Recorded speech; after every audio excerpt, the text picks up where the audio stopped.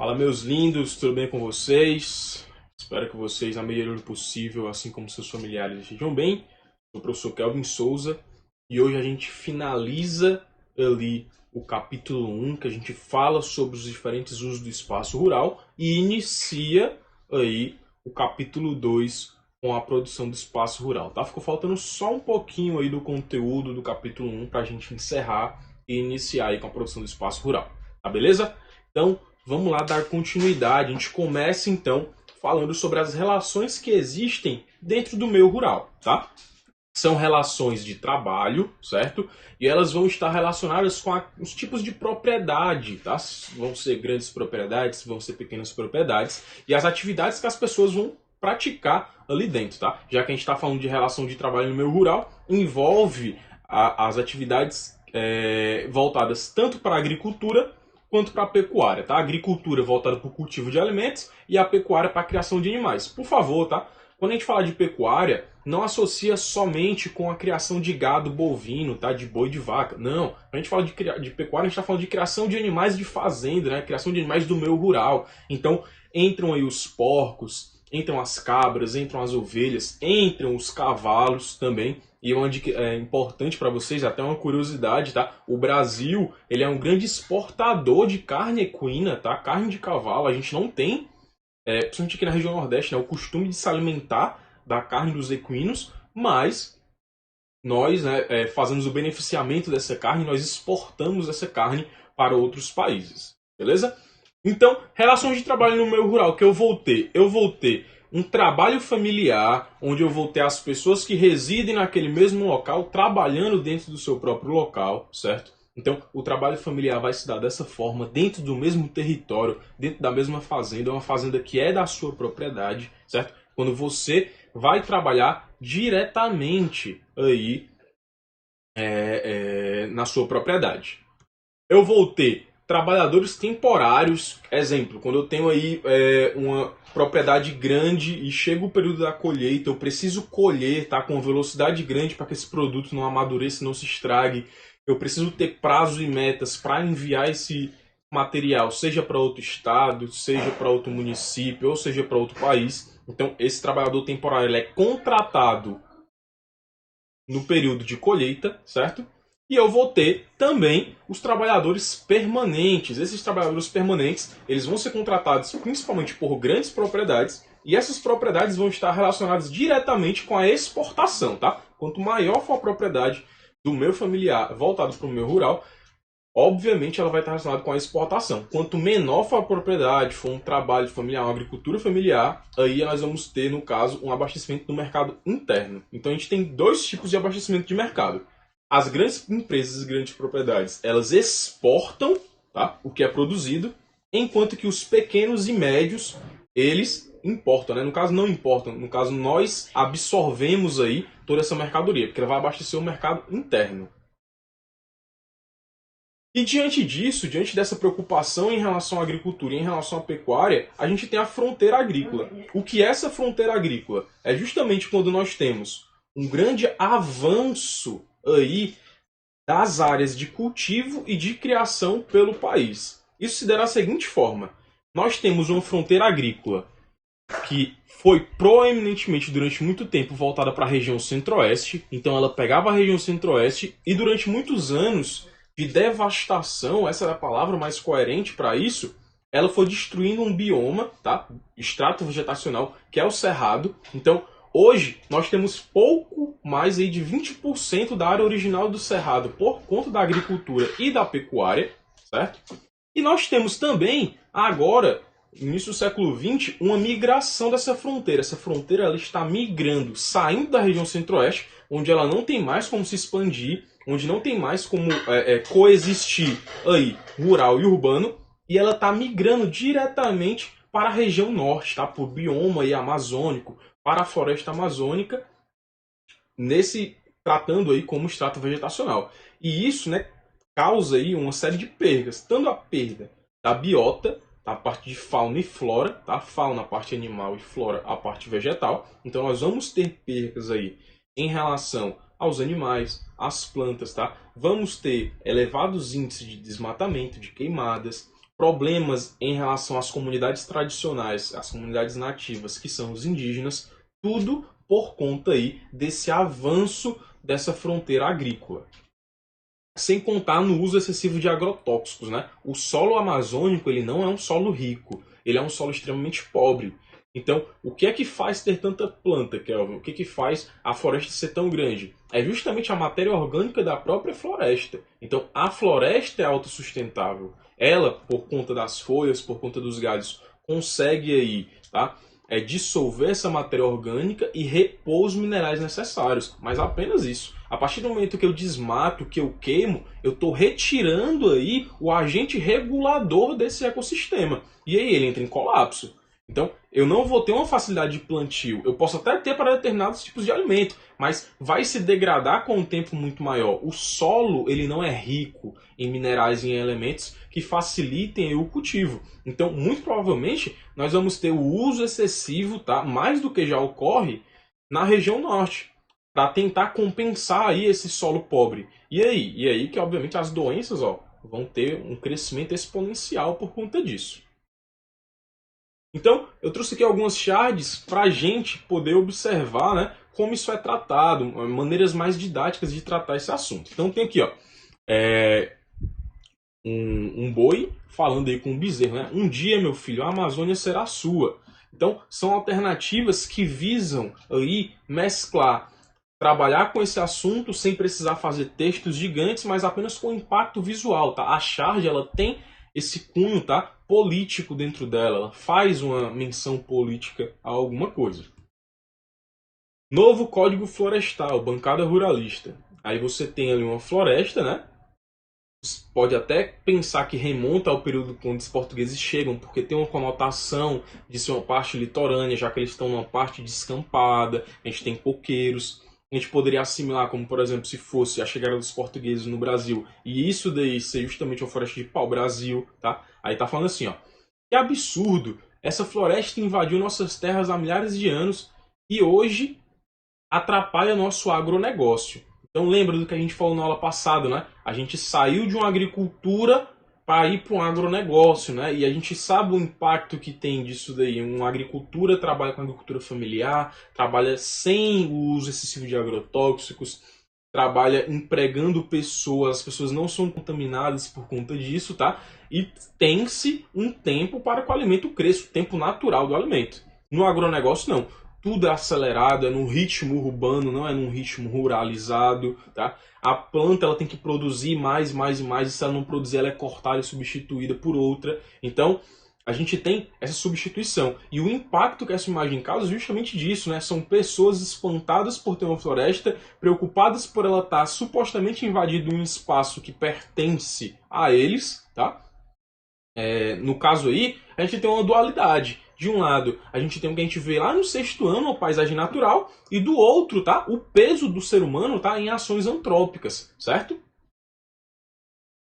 Mais uma, aqui a gente tem assim, reforma agrária nas minhas terras? Nunca. Então você tem o Brasil totalmente verde, por quê? Porque a gente consegue compreender que a economia brasileira hoje é voltada para o setor primário, que é o setor agrícola, certo? Você tem famílias aqui, de pessoas que estão aqui com enxada, como se elas quisessem um pedaço de terra para produzir, para plantar, certo? Para cultivar. E você tem uma pessoa armada, tá? Um jagunço, como a gente chama, que está impedindo aí essas pessoas de adentrar no território, tá? No caso, de explorar a parte aí do recurso brasileiro, certo? Então, ficam aí essas imagens para a gente poder observar. E uma das que eu mais gosto também é o nome assim, Demarcações da Amazônia. Você tem a imagem de um bovino, tá? E essas numerações, não sei se alguém já viu em algum supermercado ou algum açougue quando foi com o pai e com a mãe, essas marcações são justamente as peças do animal que são vendidas e comercializadas, tá? Você tem aqui o cupim, você tem a maminha, o filé mignon, você tem a parte do acém, tá? Então, preste atenção que essa demarcação da Amazônia é justamente um impacto que a pecuária bovina, olha o nome, pecuária bovina, voltado só para esses animais, que a pecuária bovina tem na floresta amazônica.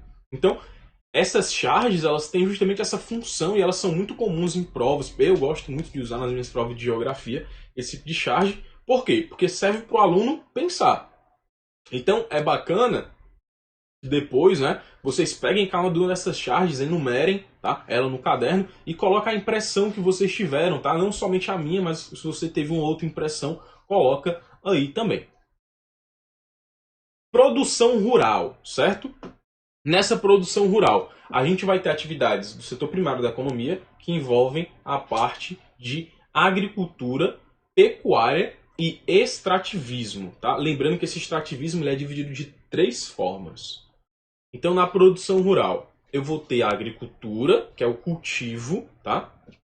Lembrando, Kelvin, a agricultura, cultivo de só um tipo de alimento, recebe que nome? Monocultura. Mono, um. E quando é mais de um tipo de alimento, eu tenho a policultura, certo? Pecuária e o extrativismo. Esse extrativismo é dividido de 3 formas. Eu tenho o extrativismo vegetal, eu tenho o extrativismo animal e eu tenho o extrativismo mineral, certo? Então, esses 3 bonitinhos aqui, por favor, não esqueçam. Então, quando a gente fala atividade, não é atividade extrativista. São atividades extrativistas, porque envolve mais de um tipo, certo? Por favor, não se enganem. Então, eu tenho a agricultura, tenho aqui o cultivo de algodão. Vocês conseguem perceber, por exemplo, ó, essas máquinas elas estão fazendo 2 trabalhos ao mesmo tempo. As máquinas verdes, do lado direito da imagem, elas estão colhendo o algodão, enquanto as máquinas vermelhas, tá, os tratores vermelhos, eles estão fazendo o papel de retirada dessa matéria. Eles estão tirando as árvores antigas para poder fazer uma nova plantação, tá certo? Então a gente tem 2 trabalhos ao mesmo tempo. Eu acho essa imagem muito bonita. Tem aqui falando do gado, né, que vem agora. Tem aqui a pecuária, certo? E aí nós temos aí a criação, especificamente a pecuária bovina, que é a mais forte no nosso país. E aqui a extração de látex de uma árvore chamada de seringueira. Olha, tem umas coisas que eu acho muito bacana. Exemplo. O nome da árvore é seringueira. O nome, certo, da pessoa que extrai a seiva dessa árvore é seringueiro, tá?